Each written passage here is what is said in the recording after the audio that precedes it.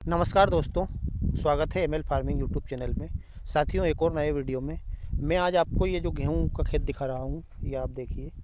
ये साथियों, ये गेहूं देखकर आप अंदाज तो लगा नहीं सकते कि ये गेहूं कौन सा है। तो मित्रों, ये जो गेहूं है ये है HI 8830 पूसा कीर्ति, जो कि नया गेहूं है और 2023 में भी हमारे बहुत सारे किसान साथियों ने लगाया था और 2024 में भी जिन जिन किसान साथियों को इसका बीज मिला है उन किसान साथियों ने लगाया है। साथियों, ये जो गेहूं है ये इसको आप पूसा तेजस का भी एडवांस वर्जन मान सकते हैं। पूसा मंगल जैसा गेहूं है। पूसा मंगल का उत्पादन भी अच्छा था, पूसा तेजस का उत्पादन भी अच्छा है। किसान साथियों ने काफ़ी समय से लगाया है, मैंने भी लगाया था। लेकिन साथियों, हम यदि कोई सी नई वैरायटी ढूंढते हैं और उस नई वैरायटी को हमारे खेत पर लगाते हैं तो उसका उत्पादन अलग ही आता है।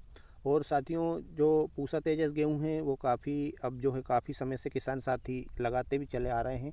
तो थोड़ा सा कहीं ना कहीं उसको हमारी ज़मीन में उसका जो रेजिस्टेंस पावर है वो थोड़ा सा कम होता हुआ अब नज़र आने लगा है। इसलिए हम जो है अभी से कोई सी एक एडवांस वैरायटी ढूंढ के रखें और उस वैरायटी को हमारी ज़मीन में थोड़ी थोड़ी मात्रा में लगाकर यदि हम देखते रहें तो एकदम से जो है अच्छा रहता है किसान साथियों के लिए। क्योंकि वैरायटी जो है हमें ढूंढ कर रखना ही पड़ेगी, ताकि कोई सी वैरायटी यदि फेल भी होती है तो किसान भाइयों के पास हमारे विकल्प रहे कि भाई हम उसकी जगह पर इस गेहूं को लगा सकते हैं। तो साथियों, ये 8830 जो पूसा कीर्ति गेहूं है ये मैंने भी लगाया है। और इस गेहूं का जो खेत मैं आपको दिखा रहा हूं, ये आज इसकी 45 दिन का गेहूं हो चुका है ये। और इसमें जो है हमने जो बेसल डोज और जो इसका सीड रेट रखा था वो मैं आपको हर एक वीडियो में बताता हूँ। मेरे के गेहूं की फसल से यदि आपको अच्छा उत्पादन लेना है तो उसको शुरुआत में ही उसके जो बेसल डोज रहता है उसका ही मैनेजमेंट हमें तरीके से अगर कर लेते हैं तो बाद में हमें कुछ इतना ज़्यादा कुछ गेहूं में करने की आवश्यकता है नहीं। क्योंकि बाद में फिर हमें उसमें जो कमी दिखती है वो कमी की पूर्ति हम वाटर सोलेबल जो फर्टिलाइज़र्स रहते हैं उनके माध्यम से भी कर सकते हैं। लेकिन बेसल डोज यदि आप प्रॉपर डालते हैं गेहूं की फसल में तो गेहूं आपका अच्छा ही निकलेगा।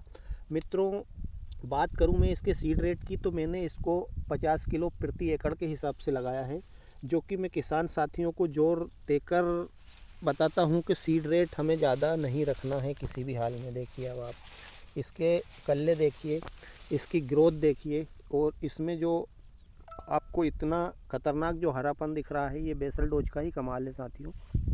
बेसल डोज मैंने इसमें क्या डाला था वो आपको दिखाता हूँ। तो साथियों, मैंने इसमें सिंगल सुपर फास्फेट 3 बोरी प्रति एकड़ के हिसाब से और 20 किलो, मात्र 20 किलो प्रति एकड़ के हिसाब से मैंने इसमें पोटाश डाला था।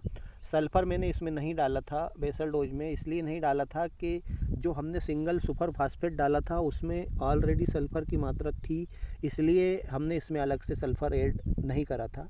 तो साथियों, बेसल डोज में सिर्फ मैंने यही डाला था। और जिस टाइम पे मैंने इसकी बुआई करी थी उस टाइम पे मैंने इसमें NPK 12-32-16 डाला था।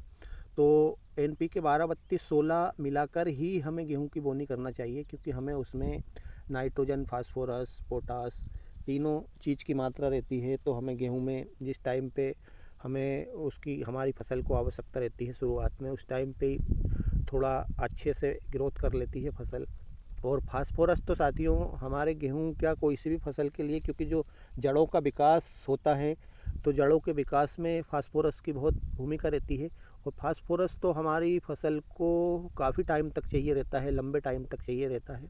तो साथियों, ये बेसल डोज मैनेजमेंट करा था और मैंने इस गेहूं में अभी तक 2 सिंचाई दे चुका हूं। पहली सिंचाई में मैंने 1 बोरी प्रति एकड़ के हिसाब से ही यूरिया डाला था और दूसरी सिंचाई में भी मैंने 1 बोरी प्रति एकड़ के हिसाब से यूरिया डाला है, जो कि 45 किलो की आ रही है आजकल, पहले 50 किलो की थी। साथियों, यूरिया जैसे मैं हमेशा बताता हूँ कि हमें टुकड़ों में ही देना चाहिए। तीसरी सिंचाई में हम इसमें जब तीसरी सिंचाई लगाएंगे, क्योंकि अभी तो आवश्यकता नहीं है इसमें, हम 10 से 12 दिन 15 दिन बाद जब भी तीसरी सिंचाई लगाएंगे उस टाइम पे मैं जो मेरा बचा हुआ यूरिया है वो यूरिया दूंगा। और साथियों, इसमें उस टाइम पे मैं जिंक दूंगा, क्योंकि जिंक जो है हमें बेसल डोज में फास्फोरस के साथ हम उसको डाल नहीं सकते हैं। जिंक आप आजकल वाटर सोलेबल जिंक भी आ रहे हैं, जो चिलेटेड जिंक है उसको आप स्प्रे के माध्यम से भी दे सकते हैं। और यदि आप ऐसे भी डालना चाहें तो जो हमारा बचा हुआ यूरिया है उसमें आप जिंक की मात्रा ले सकते हैं, तीसरी सिंचाई पर उसको डाल सकते हैं। और यदि पोटास आपने नहीं डाला है तो उस टाइम पे आप पोटास भी डाल सकते हैं। तो इस प्रकार से यदि आप डालेंगे तो हमारे गेहूं में जो है सभी पोषक तत्वों की पूर्ति हो जाएगी। बाकी के जो पोषक तत्व हैं वो तो आप देख ही सकते हैं कि हमारे गेहूं की फसल जो है मिट्टी से भी ले लेती है, लेकिन हमें ये पोषक तत्व इस टाइम पे देना चाहिए। साथियों, यदि आप गेहूं की फसल में बिल्कुल समय पर आप करते हैं, समय पे सिंचाई देते हैं, समय पे सब कुछ करते हैं, आप उसके सीड रेट का विशेष ध्यान रखते हैं, बेसल डोज का विशेष ध्यान रखते हैं, तो आपके गेहूं का उत्पादन आने से कौन रोक सकता है। साथियों, अभी इस गेहूं का वीडियो मैं आपको हर बार दिखाऊंगा, इसलिए दिखाऊंगा कि ये जो गेहूं नया है तो इसका उत्पादन अभी मेरे को भी पता नहीं है कि ये कितने कुंटल एकड़ निकलेगा। जैसे कि मैं इसको बताया तो गया है कि काफ़ी शानदार इसका उत्पादन है, लेकिन हम कैसे मान लें जब तक कि हम हमारी ज़मीन में इसका उत्पादन देखेंगे, क्योंकि ज़मीन से फ़र्क रहता है, एरिया से फ़र्क रहता है, कोई से एरिया में सूट होता है, कोई से में नहीं होता है।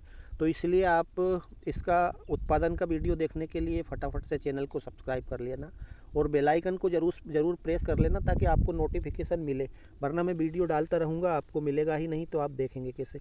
इसलिए आप सब्सक्राइब करके बेल आइकन को प्रेस करके रख लेना। आपको मैं इस गेहूँ का पूरा वीडियो दिखाऊंगा, जिस टाइम पे इसमें गबोट की स्थिति रहेगी उस टाइम पे दिखाऊंगा, और बालियों के समय पे दिखाऊंगा, और जब हार्वेस्ट होगा उस टाइम पे भी मैं इसका वीडियो आपको दिखाऊंगा और बिल्कुल एक्यूरेट बताऊंगा कि ये इतने कुंटल एकड़ निकला है।